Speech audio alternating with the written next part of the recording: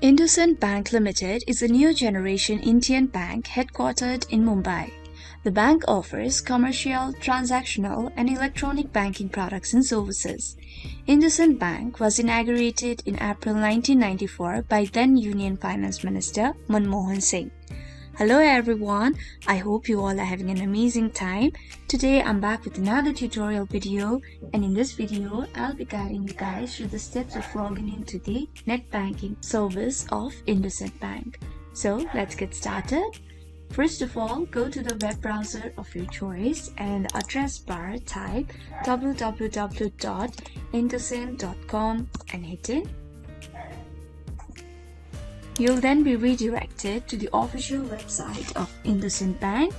Now at the top right, you'll be able to see an option login. Hover your mouse over the down arrow and then click on the login option for net banking.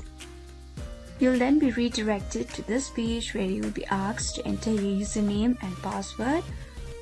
Once you have entered the information, click on sign in, and that's it. You'll be logged into the net banking service of IndusInd Bank. So we have come to the end of the video.